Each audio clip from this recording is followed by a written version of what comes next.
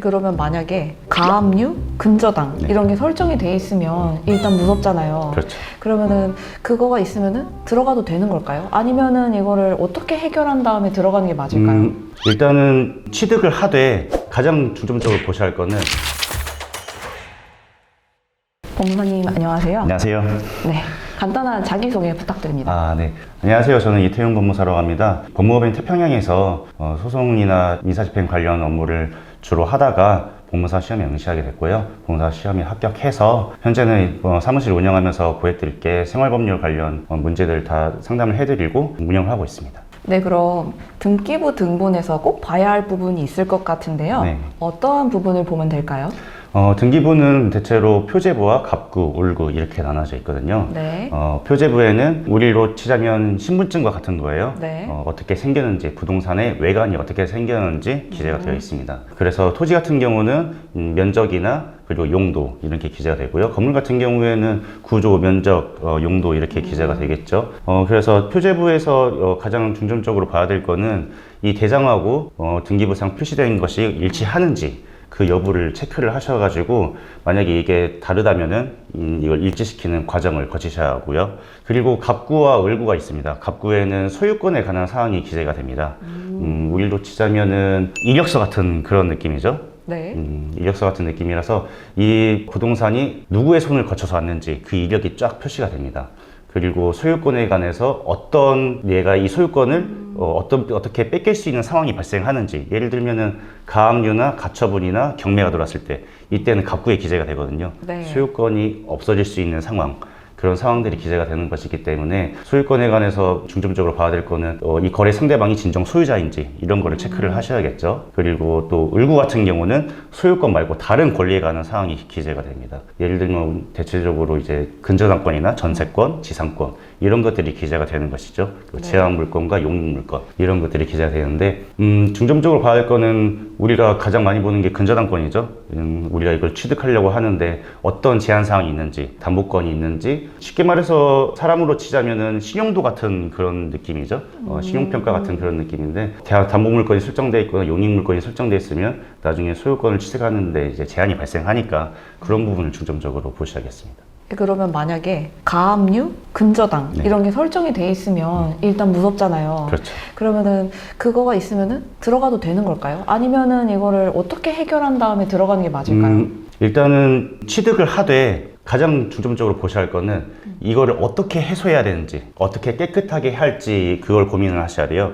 예를 들면은 을구에 전세권이 설정이 되겠죠. 그러면 이 전세권을 내가 안고 갈지 아니면 해소하고 갈지, 이 매매 가격에서 이 전세권이나 근저당권이 설정되어 있는 것을 어떻게 반영을 할지 이런 것들을 고민을 하셔야죠. 압류나 가압류 같은 게 들어왔다면 소유권에 문제가 발생할 수 있는 상황이잖아요. 아까 말씀드렸듯이 갑구, 내 소유권이 없어질 수 있는 상황이 기재되는 거기 때문에 압류나 네. 가압류 이런 것들이 왔을 경우에는 절대로 거래를 하시면 안 되고요. 네. 하지만 전세권이나 근저당권 이런 것들이 있다면 매매 가격에 어떻게 반영할지 그런 걸 체크를 하시면 되겠습니다.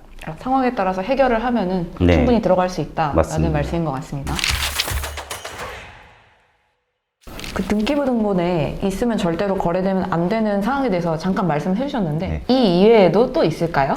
네, 당연히 있고요. 몇 가지만 제가 좀 체크를 해 볼게요. 가장 제가 우선적으로 보는 게 소유권 이전 청구권 가등기, 그리고 담보 가등기 들 수 있고요. 그리고 또 처분금지 가처분, 압류, 가압류 말고 처분금지 가처분도 있습니다. 그리고 환매 등기, 그리고 아까 말씀드린 압류, 가압류 이런 것들인데 소유권 이전 청구권 가등기와 담보 가등기에서 설명을 해드릴게요. 이제 가등기라는 거는 이 가짜가 임시 가짜거든요.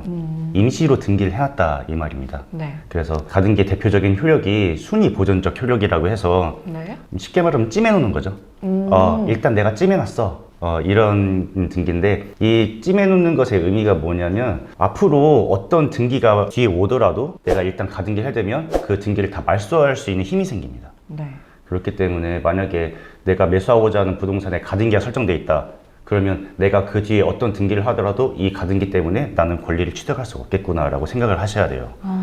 가등기를 하는 뭐 대표적인 예가가 만약에 이 부동산이 나중에 월등하게 가격이 상승할 것이란 예상이 들거나 아니면은 그 매도인의 신용도가 좀 부족해가지고 내가 이걸 나중에 취득할 수 있을까? 이제 약간 그런 의심이 들 때 대표적으로 이렇게 하게 되는데 매매 이야기라는 걸 설정을 해서 나중에 어떤 등기가 오더라도 내가 매매 등기로 인한 본등기라고 합니다. 이게 네. 매매 등기를 하게 되면 이걸 가등기에 기한 본등기라고 하는데 예, 어렵네요. 가등기를 터잡아서 이제 내가 매매 등기를 했을 때 네. 그게 이 가등기 시점에 앞당겨서 네. 등기가 되는 것이죠. 그래서 가등기를 하고 나서 그 사이에 어떤 등기가 오더라도 싹 다 말소할 수 있는 힘이 생기는 겁니다. 네. 그래서 이렇게 가등기를 해놓는 것인데 만약에 내가 매수하고자 하는 부동산에 이렇게 가등기가 있다. 이렇게 하면 절대로 매수하시면 안 되겠죠. 왜냐하면 내가 어떤 등기를 하더라도 다 소멸될 것이기 때문에 그래서 이런 점을 예상을 하셔야 되고 소유권 이전 청구권 가등기 말고도 이제 담보 가등기라는 게 있어요. 똑같이 네. 가등기인데 이거는 약간 근저당과 유사하시다고 생각하시면 됩니다. 담보를 위한 가등기를 해놓는 것인데 나중에 예를 들어서 내가 일단은 너한테 돈을 빌려주고 내가 가등기를 해놨어. 근데 네가 내 돈을 갚지 않으면은 이 물건은 내가 가져갈 거야. 이 취지로 해놓은 거거든요. 그래서 돈을 빌려줬는데 돈을 안 갚는다. 그러면 이 담보가등기에서 내가 본등기를 할 수 있어요. 내가 취득을 할 수 있어요.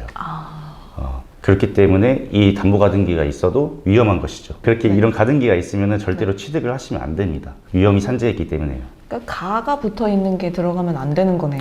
잘 가등기. 체크하셨네요. 아주 센스가 있으십니다. 주로 네, 맞습니다. 가가 이게, 들어가 있으면 안 되나 봐요. 예, 임시적으로 뭔가 해놨다는 거기 때문에 네. 나중에 어떤 일이 발생할지 모른다 이렇게 생각하시면 되겠어요. 그리고 또 아까 말씀하신 가짜 그런 거죠. 네. 가처분도 그렇습니다. 네. 처분금지 가처분이라는 건데 가처분 등기가 돼 있다는 의미는 이거는 서로 다투는 사람이 있다는 겁니다.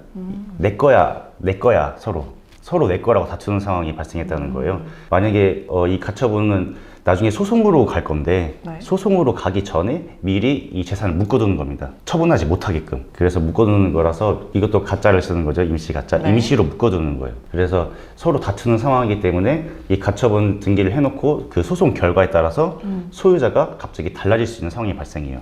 네. 그래서 가처분 등기를 하고 그 이후에 또 어떤 등기가 이루어졌다. 그러면은 이 가처분에 기한 것 때문에 그 뒤에 있는 등기가 다 없어지는 것이죠. 그래서 이런 손해가 발생할 수 있기 때문에 이런 등기가 되어 있다면은 매수하시지 마셔야겠습니다. 그리고 환매 등기라는 것도 있는데요. 환매 등기라는 거는 이제 환매권을 행사해서 매매하는 목적물을 되찾는 권리입니다. 예를 들면 매도인이 매수인에게 매도를 했는데 다시 내가 살 수 있는 권리죠. 그래서 매수인으로 하여금 내가 환매 조건이라는 거를 성취를 하게 되면 다시 살 수 있는 권리예요. 네. 그래서 환매 등기하고 나서 그 이후에 들어오는 뭐 전세권이나 저당권 이런 것들은 나중에 매도인이 다시 매수인한테 매수를 했을 때 말소가 될 수 있고요. 다만 이제 제3자에게 처분을 할 수 있어요, 매수인이. 근데 처분을 할 수 있지만 만약에 이런 환매권을 행사했을 때 어떤 분쟁 상황이 닥칠 수 있기 때문에 만약에 이 환매 등기가 된 걸 매수하고자 하신다면은 이런 환매 등기는 좀 해소를 하시고 매수를 하시는 게 좋겠습니다. 근데 실제로는 네. 이거를 해소하는 게 쉬운가요? 당사자끼리 협의를 해야겠지만은 솔직히 말해서 제3자가 껴있기 때문에 쉽지 네. 않은 상황이죠. 네. 그래서 매도인한테 이걸 해소해달라고 요청을 해야 되는데 그걸 해소하지 못한다 그러면 가급적 들어가지 마셔야겠죠. 네, 그냥 전세 아무것도 모르겠다 하시면 그냥 안 들어가는 것도 방법인 것 같습니다. 맞습니다. 그래서 네. 뭐 다양한 주변의 전문가들한테 조언을 한번 구해보시고 권리 분석도 제대로 하셔야겠고요. 네. 그런 것들이 필요하겠습니다.